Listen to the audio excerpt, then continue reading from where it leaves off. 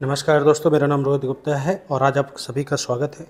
हम remainder theorem के अगले कंसेप्ट की बात करेंगे और इस वैरायटी के क्वेश्चंस और ये कंसेप्ट आज हम लोग पढ़ने वाले हैं। सारे कंसेप्ट पर हम लोग डिस्कशन करेंगे एक एक करके। तो दोस्तों, सबसे पहले मैं वीडियो शुरू करने से पहले आप लोगों को एक बात बता दूँ कि सभी वीडियो जो अभी नए देख रहे हैं या बेसिक स्टूडेंट्स हैं जिन्होंने अभी तक कोई भी क्लास अटेंड नहीं की है, तो सभी वीडियो को सीक्वेंस से देखें। पहली बात, जिनको ये क्वेश्चंस बेसिक लगे वो फ्रेंड्स अभी इंतज़ार करें, जल्द उनके लिए भी तगड़े PYQ लेकर आऊँगा, प्लीज़ वेट। तो मैथ के A to Z जितने भी कंसेप्ट होते हैं A to Z सारे लेकर आने वाला हूँ। बेसिक टू एडवांस लेवल के क्वेश्चंस की हम लोग बात करेंगे। कमेंट सेक्शन में अगर कोई चैप्टर आप लोगों को ऐसा लगे कि नहीं आता है, उस चैप्टर के कमेंट सेक्शन आप मुझे कमेंट ज़रूर करिए, मैं पिन करके उसको ज़रूर अपने रिमाइंडर में डाल दूँगा। ओके दोस्तों, तो बिना देर किए हुए चलते हैं आज हम अपने क्वेश्चंस की तरफ। और आप देखिए, जो हमने लास्ट उसमें एक कंसेप्ट पढ़ा था, आप लोगों को याद होगा, इस वैरायटी के क्वेश्चंस हमने पढ़े थे। ये जो कंसेप्ट थे हमारे, इन क्वेश्चनों पे हम लोगों ने डिस्कशन कर रखा था कि अगर कोई संख्या इस फॉर्म में है तो आप लोग उनके रिमाइंडर थ्योरम कैसे निकालेंगे। तो आइए क्वेश्चंस देखते हैं। हमारे सामने एक क्वेश्चंस लिखा हुआ है, आप लोग बेहद तरीके से क्वेश्चन को समझ पा रहे होंगे कि क्वेश्चंस का क्राइटेरिया क्या है, समझिएगा। कह रहा है कि अगर कुछ क्वेश्चंस ऐसे लिखे 1 की घात 23, 2 की घात 23, 3 की घात 23 और डेड 70 की घात 23। आप देख रहे हैं यहाँ पर 70 लिखा हुआ है, यानी इसमें 35 दुनाई 70 यानी पेयर बन जाएंगे दो दो के। तो आपको ऐसे सवालों में करना क्या है कि कह रहा है कि अगर इसको 71 से भाग दिया जाए, 71 से भाग दिया जाए, तो क्वेश्चन के क्राइटेरिया पैटर्न को समझिएगा कि आप देखेंगे पहला 1 की घात 23 और 70 की घात 23।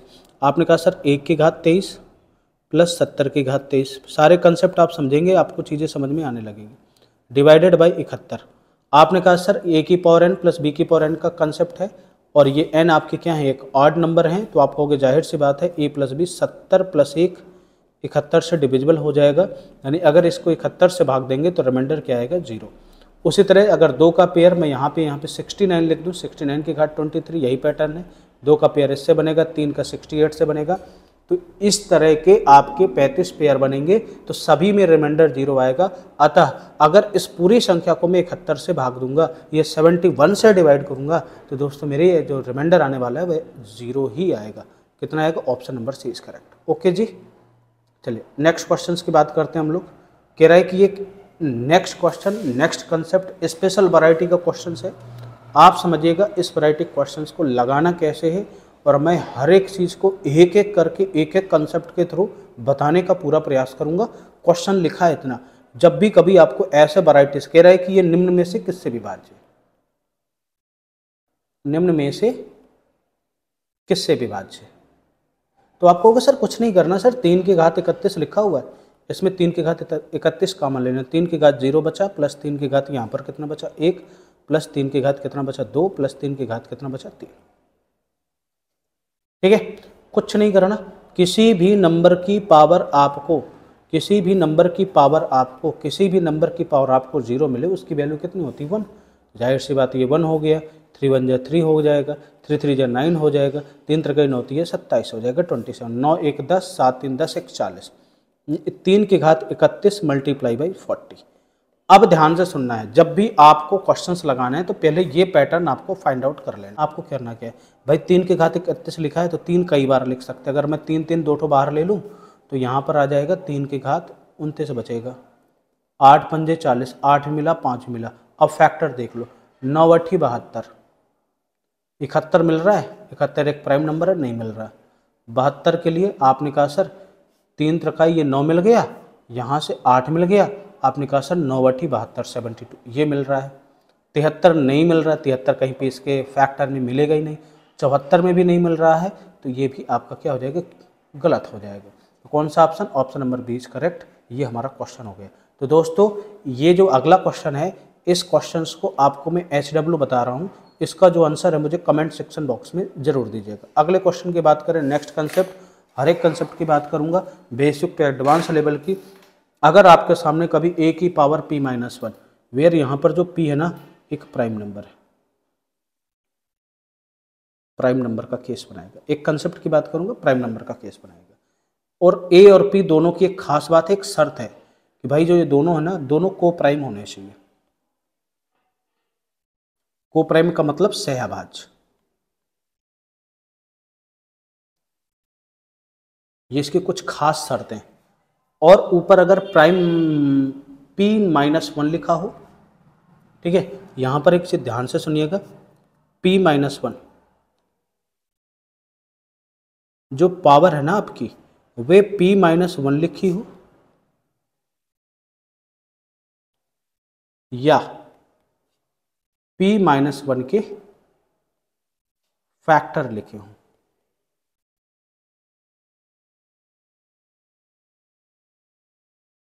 बस फैक्टर नहीं, आप इसमें यहां पे लिख दो मल्टीपल।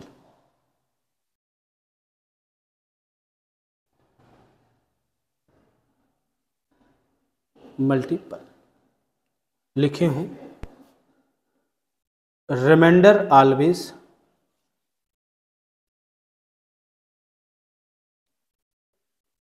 वन ही आएगा। बात समझ में आ गई? आपने कहा सर रिमाइंडर ऑलवेज वन ही आएगा। ऐसे केस में आपने कहा सर तो बनेगा कैसे? मैंने पूरी चीज लिख दी है। एक एक प्राइम का नंबर का मतलब होता है अभाज्य संख्या, ठीक है। को प्राइम का मतलब सहअभाज्य होने चाहिए। आपके लिखा है कि 40 की घात 16 को अगर 17 से विभाजित करने पर शेषफल क्या होगा। क्वेश्चन आपके सामने आ गया, तो आपको कुछ नहीं करना। क्वेश्चन ये कह रहा है, समझने का प्रयास करिएगा कि अगर मैं 40 की घात 16 को अगर मैं 17 से भाग दूं तो आपने कहा सर रिमाइंडर क्या आएगा। अगर मैं इसको देखूं, जो ऊपर लिखा हुआ है 40 लिखा हुआ है, 16 के लिख सकता हूं 17 - 1 डिवाइडेड बाई 17। इसकी शर्त देखो, ये एक प्राइम नंबर है, ये आपको समझना पड़ेगा। दोनों सहअभाज्य हैं। सहअभाज्य का मतलब होता है उनके कोई भी कॉमन फैक्टर नहीं होने चाहिए। नहीं है, इसका मतलब है कि अगर ये जो केस है ऐसा लिखा हुआ है तो इसका जो रिमाइंडर है जाहिर सी बात है 1 आएगा। यानी option number A is correct, B C D क्या हो जाएगा आपका गलत हो जाएगा। ओके जी, है ना। अगर मैं इसी क्वेश्चंस को कुछ ऐसे लिख दूं, मैंने अभी भी लिखा था ऊपर इसके क्या होने चाहिए, मल्टीपल भी लिखे हों, तो भी आपकी कोई दिक्कत की बात नहीं है। तो आप इसमें कर क्या सकते हो, हमारे पास केस क्या बनेगा समझ लो, मैं आपको बताने की कोशिश कर रहा हूँ। क्वेश्चन बड़े प्यारे हैं। अगर मैं लिख दिया यही 40 की घात 64 को अगर 17 से विभाजित किया जाए तो रिमाइंडर क्या आएगा। चीज़ों को समझिएगा, बड़े प्यारे क्वेश्चंस हैं ये। और आप देखेंगे, आपने कहा सर अगर ये 16 लिखा होता तो 40 की घात 16 तो है, 16 चौको 64 4 बार लिखा है, 17 से आप डिवाइड भी दे रहे हो, तो आपने कहा 16 चौको 64, इसका मल्टीपल लिखा हुआ है पावर में, इसमें भी रिमाइंडर कितना आ जाएगा, एक ही आ जाएगा। इस केस में भी रिमाइंडर एक आ जाएगा। ओके जी, अगले कंसेप्ट की बात करें। अगर a + k की होल पावर n लिखा है और रिमाइंडर आपको कभी भी निकालना हो, ठीक है, तो आप कहेंगे तो कैसे निकलेगा, कंसेप्ट क्या है इसका। तो आप कहोगे सर इसके लिए जो भी आपका एक्स्ट्रा पॉइंट हो उसी की पावर n कर दो, वही आपका रिमाइंडर आ जाएगा, वही आपका फाइनली क्या आ जाएगा, रिमाइंडर आ जाएगा। अब आप कह दो सर कैसे, मैं आपको एक एग्जांपल देने का प्रयास कर रहा हूं, समझने की कोशिश करिएगा। अगर मैंने बाय द वे यहां पर दे दिया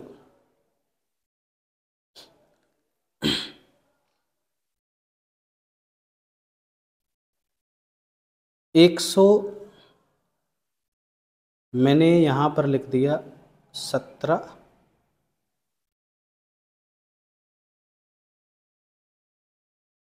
यहाँ पे लिख दिया 19 की पावर 4 डिवाइडेड बाई 17।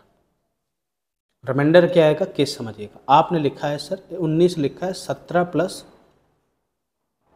19 की होल पावर 4 डिवाइडेड बाई 17, दो एक्स्ट्रा है, दो मतलब ये के की वैल्यू है, तो जो फाइनली आंसर आएगा आप कहोगे सर 2 की पावर 4 डिवाइडेड बाई 17। आपने कहा सर ऐसा क्यों कर दिया, मैं वो भी एग्जांपल दे करके बताऊंगा इसी क्वेश्चंस का।